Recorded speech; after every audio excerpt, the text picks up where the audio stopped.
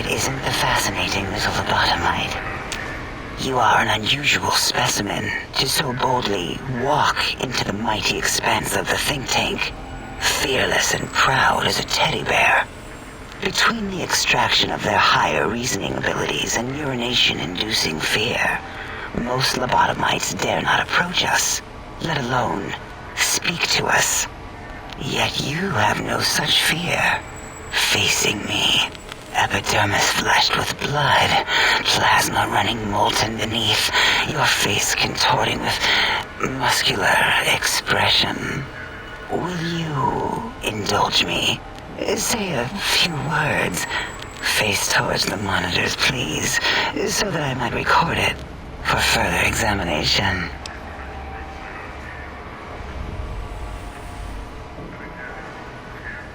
Yes, go on. Seeing your lips and mouth forming words, both revolting and somehow... How does it feel to have the flesh roll around in your mouth like that? To control each muscle and the tongue? Like having a fish or extremely dexterous slug lolling and flopping in one's mouthal cavity.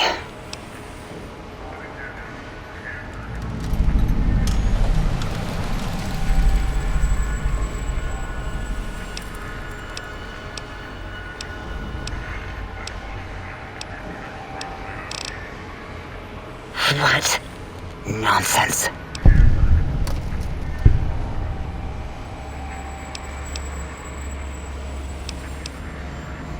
What? What are you doing?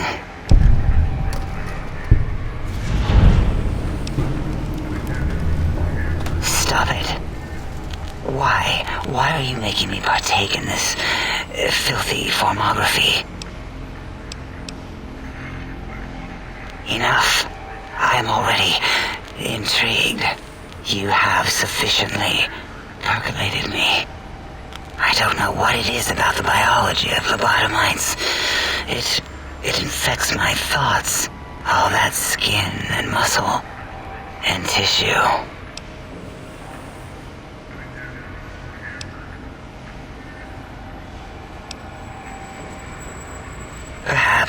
Perhaps there is value in what you say.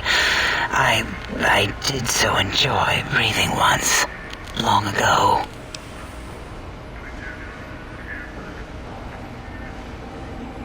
Would you? I feel so ashamed, but yet so intrigued. You'll need to give me a rest in between visits, or else my jaw might run over. If you're ready, let me radar scan you. Slowly. Woo. Woo. Purple, purple, woo. Bloop, bloop, bloop. Purple. Ba, ba, bloop. Ba, ba, bloop. Ba, ba, bloop. Whew. Last little bit there. Thank you, lobotomite. Please, you must come back for further study when I've had a rest. I'm a little sensitive right now. Why, my little bear of teddiness. I am Dr. Dalla, first head chief researcher of mineralogy and medicinal sciences. I have 211 doctorates in both applied sciences and techniques to apply those sciences. I also possess a degree in curiosity and advanced curiosity. That is merely schooling, however. When possible, I prefer fieldwork and observation to holotape eidetics. It has proven useful, especially now. I have become the expert on humanology and lobotomite behavior here at Big Mountain.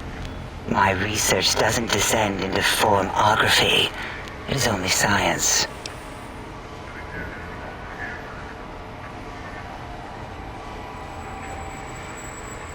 Why, we create not only scientific marvels here at Big Mountain, but new sciences as well.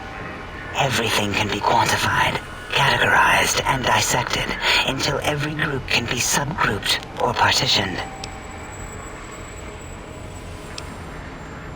Perhaps you are stuck in a looping gesture of verbal intercourse.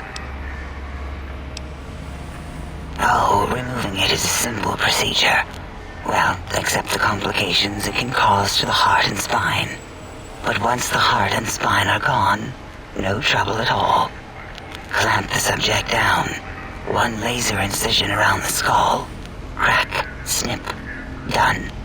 The brain is finally free of the skin envelope, which is then kept automated for cleanup duties around Big Mountain.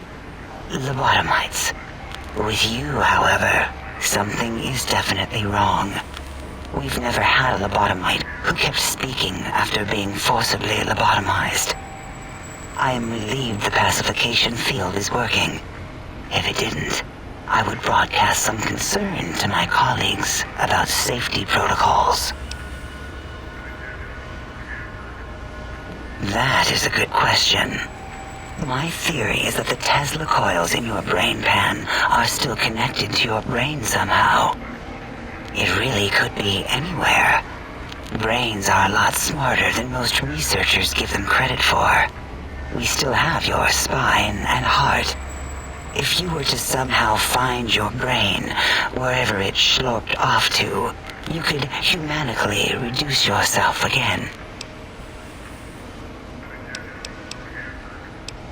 It is the pacification field emitters that are broadcasting into the emptiness of your skull. Without a brain, your aggression is suppressed in here. Why would you want such a thing? You might surrender to your hormones and commit primal aggression on me, on us, again and again.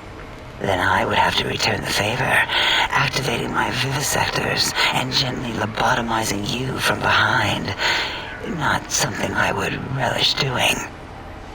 No, the only way to circumvent the field is to have a brain, and we extracted that like we do all lobotomites here.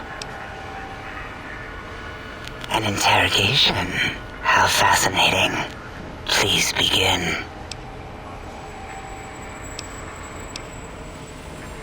What is a name without a title or suffix for the sake of hierarchy? It is a long-standing quantification of personality and importance. We could not do without it.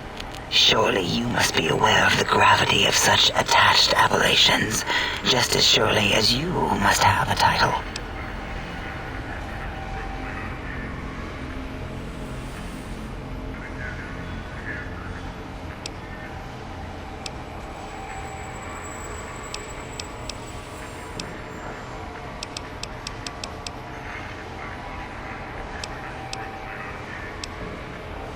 Dr. Mobius, a monstrous brain creased with wrinkles of 1,000 evils, with but one jaundiced eye with which to perceive the world. Exiled from the think tank for crimes too heinous to remain in recorded memory, and perhaps differences in research methodology. His one terrible eye forever peers at us, an eye of ever-increasing magnification. He watches from his dome in the Forbidden Zone, spying on us all.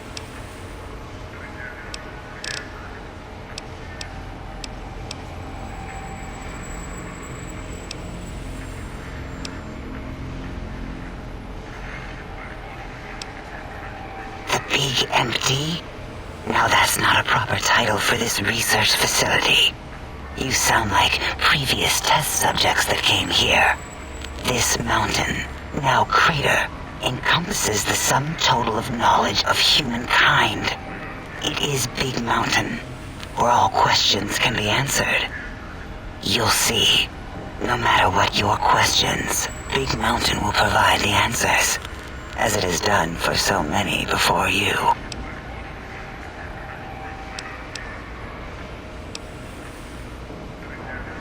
Yes. Big Mountain was quite big indeed until the Great Static. Then the top of the mountain was used as part of a detonation experiment. This cleared additional space in the crater, however, allowing us more real estate to build upon. Convenient. efficient.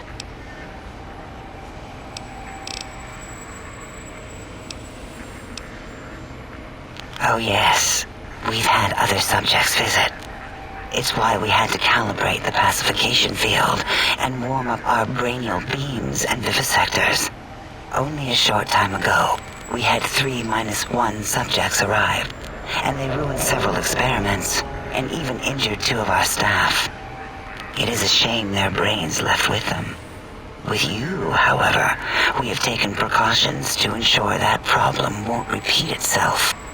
We've conditioned you so you can't speak of this place, discuss our secrets, or attempt to use force against us in any way. Isn't that nice? Ask Dr. O. And you could have asked 8 once, until he was severely damaged in the attack. We like him better this way. Because 3-1 is 2. 2 spoke to us, one after the other. One mean, one curious. But there was a third we didn't speak to. The last one is the -1. It got traumatized, then taken to one of our medical centers for de-traumatization. A rather unsettling procedure. Until our next interaction, my intriguing little lobotomite.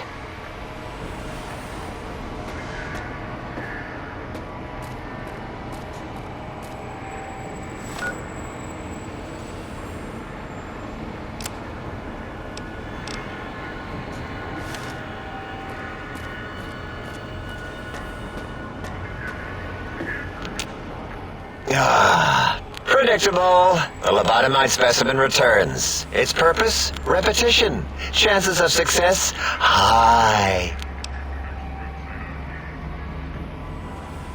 I don't like to talk about it. 8, he can't talk about it. They fried his voice module. Something good. It wasn't all the visitors, though. Only one of them got out of control. He's the one that took control of Little Yangtze, our old human farm. This human, I can't believe it. He broke out of the think tank in seconds. Then he went for Yangtze, got bomb collars, and started practicing on the subjects that were still there until he got the right frequency. We were sending robots to stop him, and he was slicing and cutting through their shells with some souped-up laser gun like they were cheese paper. When he hacked into the mainframe, A tried to stop him and got fried. Me? He rerouted my processors to take control of the train network here. If you see the tunnels with the trains plowed into them, you can thank our visitor for that. He wrecked the whole place. While we were trying to keep containment on the surface, turns out he used one train to punch out a tunnel and escape. Sealed now, but...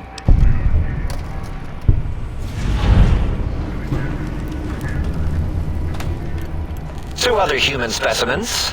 One arrived not long after the troublemaker, and the last one, not sure when he showed up. Thought the first one was going to be lobotomized in Y-17. She got out somehow. The last subject, Klein might know more. He talked to him, and let him leave the think tank. Hope he knew what he was doing. Klein knows things we don't. And I think he told some of those things to the last visitor. Dangerous things if they ever got out. Until our next scheduled audio transmission and reception, then. And you return as curious as a teddy bear. Looping, yes. It is a scientific fact that hormones drive a percentage of lobotomites into recursive behavior patterns. We haven't researched this, as my colleagues care little about the behavior patterns of lobotomites once their brains are removed. It is why so many are littered around the facility, like skinvelopes, discarded after they are peeled open and the contents extracted. It varies according to the number and density of lobotomites that have infected an area. In 43% of observed cases, 2 lobotomites left alone will fight for dominance or inject bodily fluids into each other's orifices. Unsanitary. I have tried to observe more cases, but subjects seem unwilling to release bodily fluids in my presence.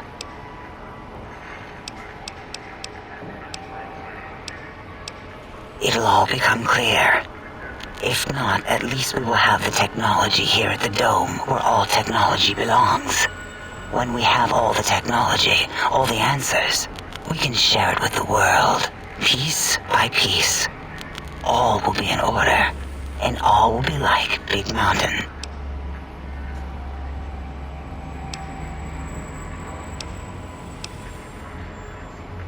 Oh, a mailman. A delivery man. Someone who takes parcels from place to place using their primitive feet or similar conveyance. You are the second one I've met in recent times. Very different specimens. Of course. You must have met others in your travels. This one had met other couriers too, although it sounded as if he hadn't met the correct one.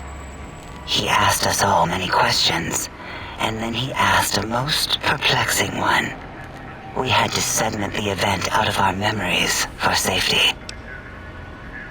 I do not know, nor should we try to access it. Perhaps Klein has the logs. My evaluation would be to let your own curiosity go. I do not think that Klein remembers the conversation as being satisfactory.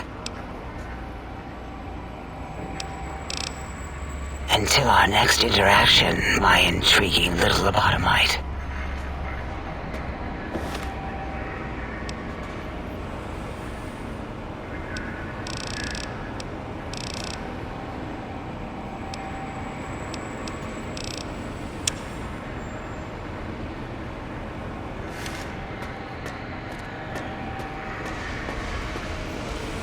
Have you done all we asked? If not, we will not hesitate to ask again.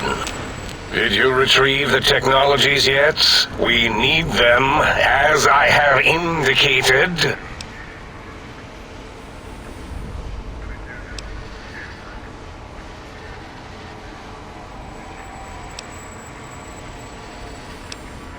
Why, yes. We are filled with the knowledge you speak of.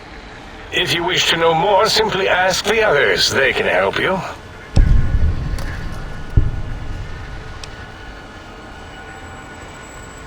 I am Dr. Klein, Chief Head Researcher of Logistical Operations and Ideology here at Big Mountain. I am surprised you have not heard of me. I am first in my field, first chair, as it were, back in the days of chairs.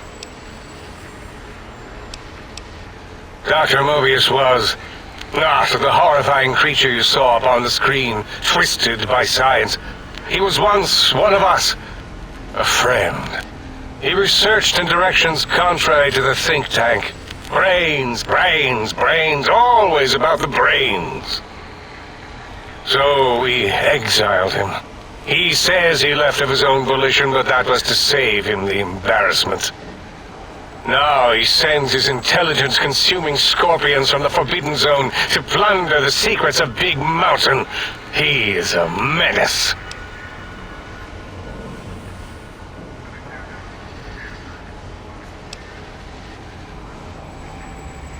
I'm not certain.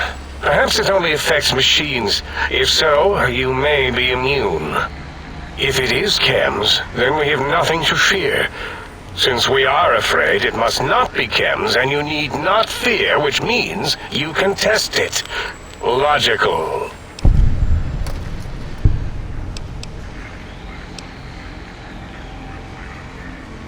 Dr. O is certain of his findings, and no one else in the think tank is willing to test the results. Loss of brainial power. Terrifying. O has said on many occasions his inability to comprehend Mobius's robo-schematics is because of repeated robo-scorpion stings.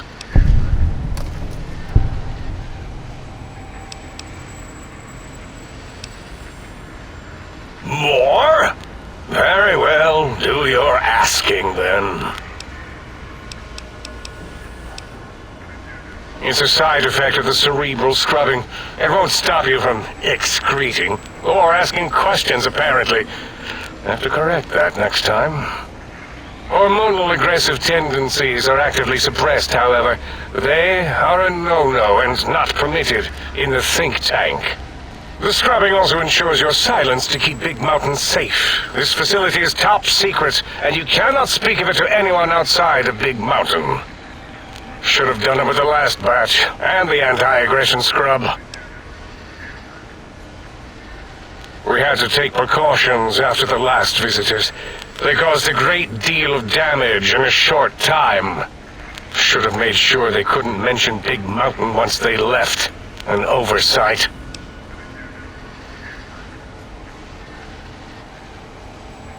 Dr. 8 and Dr. O could tell you more. Dr. O more than 8. The battle against the visitors damaged 8's voice module. Suffice to say, those visitors are unwelcome. They stole a great many secrets and much technology. Impertinent. They also broke one of my trains.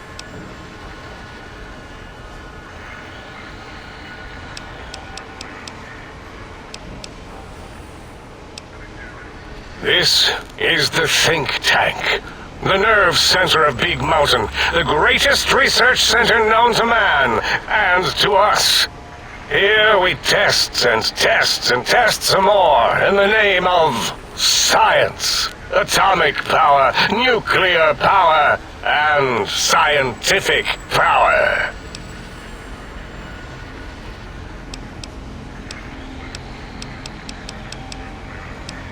That glowing red scar, that laser lobotomy canyon maze carved in the landscape as if by some child. It is Mobius's fortress. From that hemorrhoidal fissure, he sends his amazing robo-scorpions to terrify and irritate us. He always tended to the dramatic.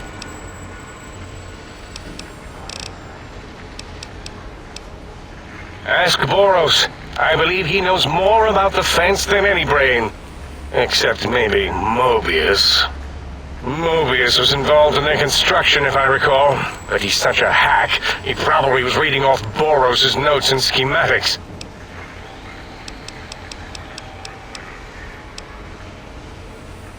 Well, we didn't actually do it. We tried to clean up after, as always, but usually the auto dock runs on remote. But we programmed it, or Mobius did. Still, this new wrinkle with the Tesla coils in your skull was unexpected. I mean, we predicted we'd have a breakthrough eventually, but... Gala knows more. She supervised your spine peel and the heart circumcision, then dumped them both into the tanks in the sink above. Quite sanitary. Sure took her time. She always takes longer than projected with lobotomite surgeries. Not sure why.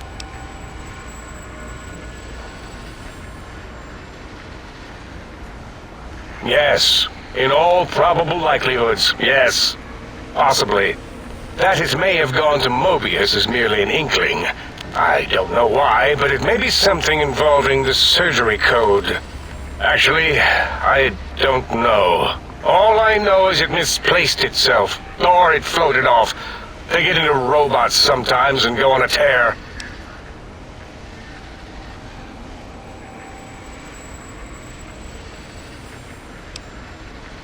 Yes, always leaves back doors into things. Have to keep finding them and closing them. The auto dock is now erased of his routines. It was thorough. Only Mobius would know for sure what happened with the procedure. Perhaps. Well, and your brain, of course, it would know as well. It can communicate the procedure when we examine it. It is conceivable to trace its surgical scalpel prints once we have the brain. Might take some time, but your brain has no pain nerve to scream at us while we dissect it. Convenient. I detest screaming in my lab. Mobius's legacy code was in the old auto dock. Yes, it fried itself after your procedure so he couldn't tell for sure.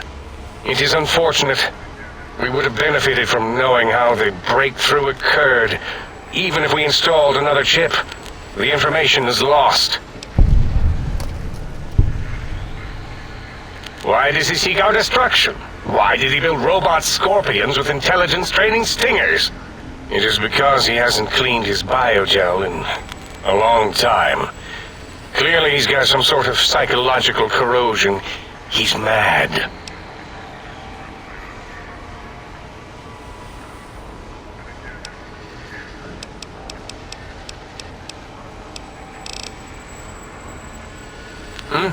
Oh yes, the last visitor. Well, the one just before you. Had an interesting name from some language that's almost impossible to speak. What did we speak about? Melancholy fellow. Had questions about history, but our conversation got interrupted. Twice, I believe. Once when the trains got derailed, and then a second time. Oddly enough, now that I'm accessing my databanks, I don't recall what the second time was. Mobius's incessant transmissions keep distracting me.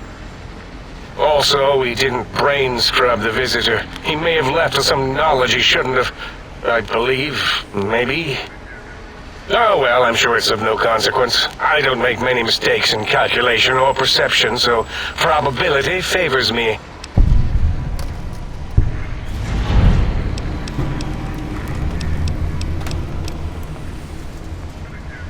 Yes, a most goodbye.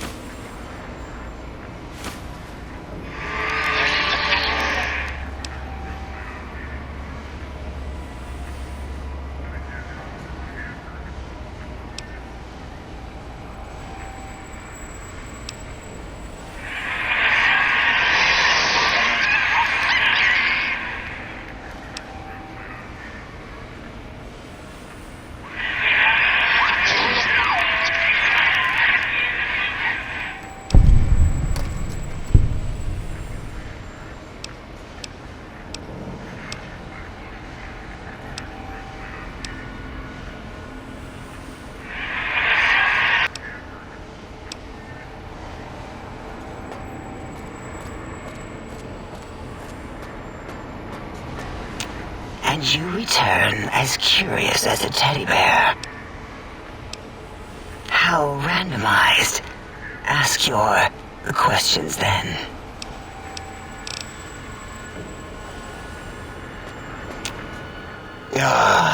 Predictable.